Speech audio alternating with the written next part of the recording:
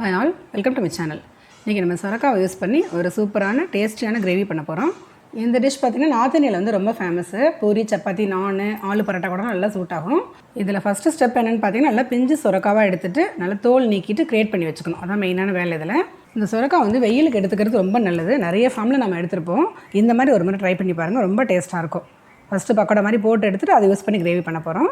இந்த கிரியேட் பண்ண சொரக்காய் கூட நான் பஜ்ஜி மிக்ஸ் ஆட் பண்ணி பக்கோடா போட போகிறேன். நீங்கள் வந்து சொரக்காய் வந்து ஃபுல்லாக தண்ணியாக இருக்கும், அதனால் நீங்கள் வந்து தண்ணி சுத்தமாக ஆட் பண்ணக்கூடாது. அந்த கிரியேட் பண்ண சொரக்காய் வந்து ஒரு பாத்திரத்தில் போட்டுக்கிட்டு கொஞ்சம் கொஞ்சமாக பஜ்ஜி மிக்ஸ் ஆட் பண்ணி திட்டமாக பதமாக கலந்துக்கோங்க. பக்கோடா பதத்துக்கு நல்லா தண்ணி நிற்கும், கொதன்னு தண்ணியை புழிஞ்சிட்டு பண்ணுவாங்க. அது டேஸ்ட்டியாக இருக்காது. நான் அப்படியே வந்துட்டு சொரக்காயில் தான் மேலே போட்டுக்கிறேன். நீங்கள் போட உங்கள் எவ்வளோ சொரக்காய் எடுத்துருக்கீங்களோ அதுக்கு ஏற்ற மாதிரி நீங்கள் பஜ்ஜி மிக்ஸ் ஆட் பண்ணிக்கோங்க. வேறு எதுவுமே இதில் ஆட் பண்ண வேண்டாம். திட்டமாக பிசைஞ்சிக்கிட்டிங்கனாக்கா நீங்கள் தண்ணி விடாமல் பிசைஞ்சிக்கணும். நல்லா அதுவே பதமாக வரும். இப்போ அதை யூஸ் பண்ணி ஃபஸ்ட்டு ஸ்டெப்பு பக்கோடா போட்டு எடுத்துக்கணும். இந்த பக்கோடா அப்படியே சாப்பிட்டா ரொம்ப டேஸ்ட்டாக இருக்கும். இந்த கோஃப்தா கறி பண்ணும்போது பார்த்திங்கன்னா வீட்டில் வந்து இந்த பக்கோடா செய்யும் போதே பசங்க சாப்பிட ஆரம்பிச்சிருவாங்க. அவ்வளோ டேஸ்ட்டாக இருக்கும். பார்த்திங்கன்னா கொஞ்சம் தான் எனக்கு மிச்சம் இருக்கும் நான் கிரேவி பண்ணுறதுக்கு. பக்கோடா ரெடி ஆகிடுச்சு. இப்போ கிரேவி பண்ணுறதுக்கு வந்து ஒரு சாஸ் பேனில் 5 ஸ்பூன் கடலெண்ணெய் விட்டுக்கிட்டேன்.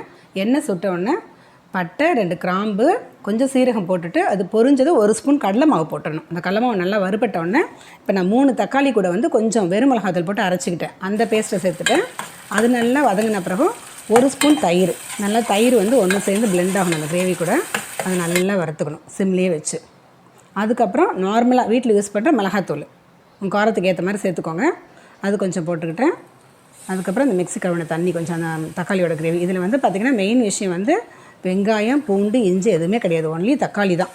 தக்காளியோட புளிப்பும் அந்த தயிரோட புளிப்பு. தயிருமே புளிப்பு இல்லாமல் இருக்கணும். அந்த 1 ஸ்பூன் மட்டும் தயிர், அவ்வளோதான். இப்போ இங்கே பார்த்தீங்கன்னா நல்ல மழை அடிக்குது, கரண்ட்டும் இல்லை.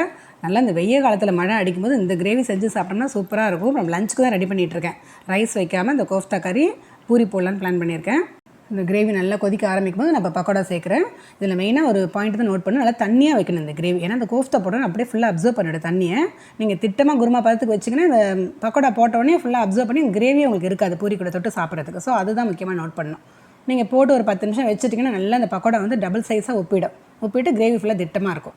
பக்கோடா போட்ட பிறகு ஒரு 5 நிமிஷம் கொதி விட்டிங்கன்னா போதும். இப்போ இந்த கிரேவி நிறுத்தின பிறகு கொத்தமல்லி இருந்துச்சுன்னா நல்லா நிறைய பொடியை கட் பண்ணி போட்டுக்கோங்க. அந்த ஃப்ளேவர் வந்து ரொம்ப நல்லாயிருக்கும். கண்டிப்பாக இந்த டிஷ் வந்து ட்ரை பண்ணி பாருங்கள். ரெகுலராக செய்ய ஆரம்பிச்சிருவீங்க. தேங்க்யூ.